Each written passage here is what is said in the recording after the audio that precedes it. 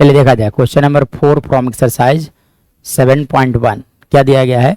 Check whether तीन points दिए गए हैं। ये लिया गया पॉइंट ए, तो पॉइंट ए का कोऑर्डिनेट क्या दिया गया है 5, पॉइंट बी का कोऑर्डिनेट दिया गया है 6, एंड अब पॉइंट सी का जो कोऑर्डिनेट दिया गया है that is given here 7, are the vertices of isosceles triangle. ये चेक करना है कि पॉइंट ए बी सी जो है वो आइसोसेलेस ट्रायंगल को ट्रायंगल बनाता है या नहीं बनाता है। ठीक है, तो सपोज करता हूँ एक ट्रायंगल बनाया जाए। ठीक है, and I suppose this is a triangle A B C. मैं सपोज कर लेता हूँ कि ये ट्रायंगल ए बी सी है। आइसोसेलेस मतलब क्या होता है कि इसका दो साइड इक्वल होता है। मतलब आप ए यहाँ लिख दो 5, चलो बी मैं लिख देता हूँ यहाँ पे 6, चलिए, और यहाँ पे मैं लिख देता हूँ सी 7, चलिए, तब आप सबसे पहली बात यहाँ से कैलकुलेट कर लो ए बी।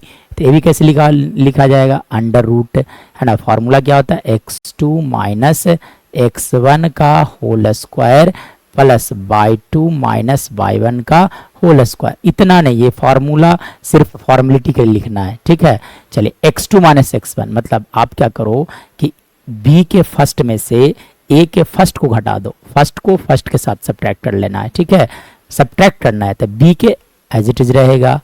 a का जो कोऑर्डिनेट का x कोऑर्डिनेट होगा साइन चेंज आप कर दो, तो यानी कि यहाँ पे लिख दोगे आप -5 का whole square plus same logic लगाया जाए b का बाई कोऑर्डिनेट देखो कितने 4, तो b का बाई कोऑर्डिनेट 4 है ना। a का बाई कोऑर्डिनेट का साइन चेंज यानी कि -2 थे तो +2 लिखे जाएंगे का होल स्क्वायर। मतलब अब आप क्या लिख सकते हो 6 - 5 दिस इज 1 का होल स्क्वायर प्लस लिखा जा सकता है 6 का होल स्क्वायर, यानी कि इसका वैल्यू आ गया 1 + 36। मतलब ए बी का जो वैल्यू होगा दैट विल इक्वल टू √37। चलिए, यानी कि ए बी का जो वैल्यू आया √37 आया। और हम लोग जानते हैं कि in isosceles triangle sum of any two sides are equal. ये any two sides are equal in length. So यहाँ से आप कैलकुलेट कर लो आप बी सी। तो बी सी कैसे निकालोगे तो अंडर रूट, फिर से फॉर्मूला लिखो फॉर्मेलिटी के लिए x2 माइनस x1 का होल स्क्वायर प्लस लिखा जाता है y2 माइनस y1 का होल स्क्वायर। चलिए, यूजिंग दिस रिलेशन हेयर, चलिए x2, चलो आप सी कंसिडर कर लो ये x2 है। ठीक है ना, तब आप क्या करोगे फर्स्ट मतलब 7 में से इसके फर्स्ट को सब्ट्रैक्ट कर लो।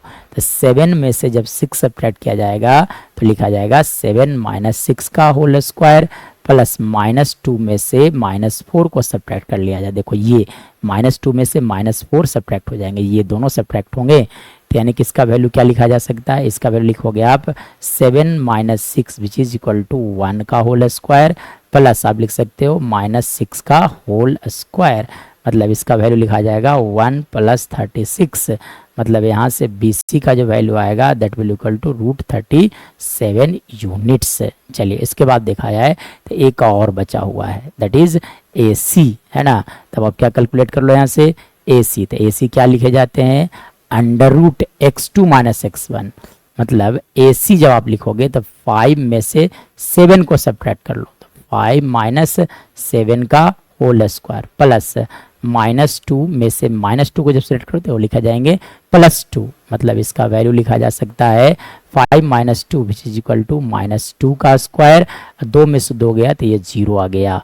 मतलब इसका वैल्यू लिखे जाएंगे √4, यानी कि AC का जो वैल्यू आ गया that is equal to 2 units. Actually में यूनिट्स हर जगह छूटा हुआ है, इतना यूनिट्स लिखना कंपलसरी है। ठीक है, इतना यूनिट्स। चलिए, अब आप देखो, है ना, we know that in an isosceles triangle any two sides are equal. So we can see here that side AB is equal to BC which is equal to √37। यानी कि in a triangle if any two sides are equal in length, so the triangle is isosceles. So the triangle is which triangle?